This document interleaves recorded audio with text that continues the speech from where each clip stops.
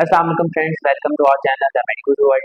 मेरा नाम डॉक्टर मोहम्मद अहमद फ़ाखर है और मैं पाकिस्तान में एज ए कंसल्टेंट रजिस्ट्रेशन काम कर रहा हूँ।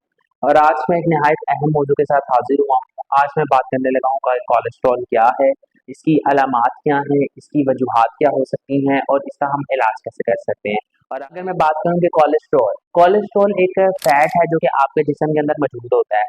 और ये आपके जिस्म के जितने भी खुलिये यानी कि जो सेल्स हैं उन सब के अंदर भी कोलेस्ट्रॉल जो है वो मौजूद होता है। अब जो कोलेस्ट्रॉल है ये आपके हाजमे के अंदर भी मदद दे रहा होता है, आपके विटामिन डी की सिंथेसिस उसके बनने के अमल के अंदर भी मदद दे रहा होता है, और साथ में आपके हार्मोन प्रोडक्शन के अंदर भी मदद दे रहा होता है। लेकिन अगर किसी वजह से ये जिस्म के अंदर ज्यादा बनना शुरू हो जाए या जिस्म के अंदर ज्यादा होना शुरू हो जाए तो आपको ये सीरियस हेल्थ कंडीशन जो है वो हो सकती हैं। अगर मैं बात करूं कि इसकी क्या वजूहात होती हैं कि क्यों कोलेस्ट्रॉल जो है वो हमारे जिस्म के अंदर ज़्यादा हो जाता है। अगर सबसे पहली वजह ये है कि जी आपका अनहेल्दी लाइफस्टाइल है। अनहेल्दी लाइफस्टाइल में ये है कि जी आप बहुत ज़्यादा फैटी फूड का इस्तेमाल कर रहे हैं, आप बहुत ज़्यादा ऑयली फूड का इस्तेमाल कर रहे हैं, या फिर आप की कोई भी फिजिकल एक्टिविटी नहीं है। आप खाना खाते हैं, लेट जाते हैं, या फिर आपका काम ऐसा है कि जी आप ज़्यादा बैठने वाला काम है और उसमें कोई भी एक्सर्शन नहीं है, कोई भी फिजिकल एक्टिविटी नहीं है, तो उस वजह से भी आपकी बॉडी के अंदर कोलेस्ट्रॉल लेवल जो है वो बढ़ सकता है। या फिर आप अल्कोहल या स्मोकिंग का इस्तेमाल करें तो उस वजह से भी आपके जिस्म के अंदर कोलेस्ट्रॉल लेवल जो है वो बढ़ सकता है।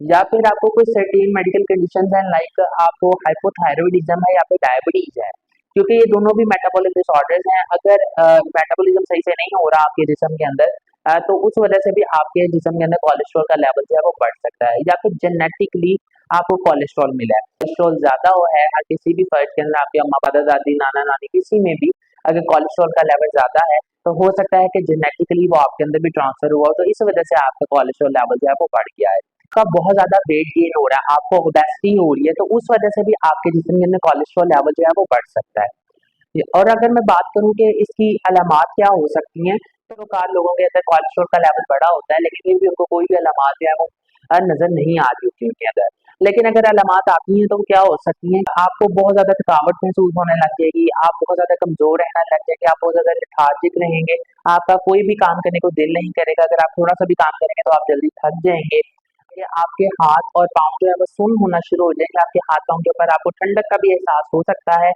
आपकी एड़ी के अंदर बहुत ज्यादा दर्द हो सकता है और आपका वजन जो है वो बढ़ सकता है। और साथ ही ये हो सकता है कि आपकी जो आंखें हैं, आंखों के गिर्द जो हिस्सा है केंथाई की जो कॉर्नर्स होते हैं इनको हम कहते हैं केंथाइज, इनके ऊपर क्या है येलो कलर के डेपोजिट बम्प्स बनना शुरू हो जाते हैं जिनको हम अपनी जुबान के अंदर जेंटलिस्मा कहते हैं। तो ये भी इंडिकेशन हो सकती है कि आपके जिस्म के अंदर कोलेस्ट्रॉल का लेवल जो है वो बढ़ सकता है। अगर मैं बात करूं कि जी आपको घर पे कैसे मालूम हो सकता है या खुद से कैसे मालूम कर सकते हैं क्या आपके जिस्म के अंदर कोलेस्ट्रॉल का लेवल बढ़ा हुआ है, तो आप अगर लिपिड प्रोफाइल एक टेस्ट है, अगर आप वो टेस्ट करवाते हैं तो उसके अंदर आपको देखने को मिलेंगे कुछ चीजें जैसा एलडीएल है, एचडीएल है, ट्राइग्लिसराइड है, टोटल कोलेस्ट्रॉल है। अगर मैं बात करूं ये एलडीएल क्या होता है, LDL low density cholesterol level है, जो कि ये टाइप है कोलेस्ट्रॉल की जो कि आपके जिस्म के अंदर होती है, और ये बैड कोलेस्ट्रॉल होता है। इसका जिस्म से निकलना बहुत ज्यादा जरूरी होता है। लेकिन अगर ये जिस्म के अंदर से नहीं निकलता तो ये आपकी खून की शरियानों को ब्लॉक कर सकता है। अगर दूसरी भी बात करूं कि वो एचडीएल है, हाई डेंसिटी लेवल जो कोलेस्ट्रॉल है, जो आपके पास गुड कोलेस्ट्रॉल होता है, इस ये क्या करता है, या आपकी ब्लड स्ट्रीम मतलब कि आपकी खून की नालियों में से एलडीएल यानी कि लो डेंसिटी लेवल कोलेस्ट्रॉल को रिमूव करवाता है। इसके बाद हमारे पास आता है ट्राइग्लिसराइड्स। ट्राइग्लिसराइड्स जो कि एक तरह के फैट्स हैं, इनका भी डिसॉल्व होना जिसमें हमें बहुत ज्यादा जरूरी होता है, लेकिन अगर लेवल आपकी बॉडी में ज्यादा हो रहा है तो हो सकता है आपकी दिल की भी बीमारियों के रिस्क बढ़ जाते हैं।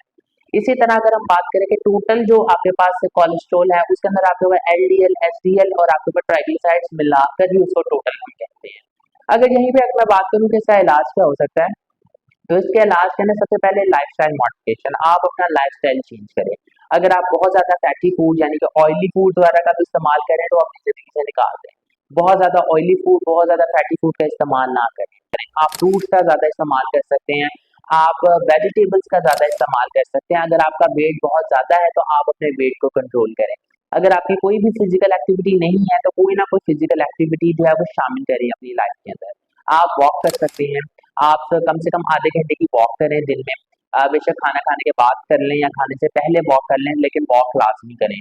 और फिजिकल एक्टिविटी से मैं बता चुका हूँ, कोई भी फिजिकल एक्टिविटी इन रखें अपने लाइफ के अंदर। अगर आप कोई मेडिकेशन यूज कर रहे हैं, उसके नतीजे में अगर आपको उसको लग रहा है कि कोलेस्ट्रॉल हो रहा है, तो अपने डॉक्टर से कंसल्ट करके तो अपनी मेडिसिन जो है वो तब्दील करवा सकते हैं आप। तो उम्मीद है आपको आज की वीडियो से बहुत कुछ सीखने को मिला होगा। अगर आपका कोई सवाल या कोई क्वेरी है तो नीचे आप कमेंट सेक्शन में पेश कर सकते हैं, वी विल डेफिनेटली आंसर।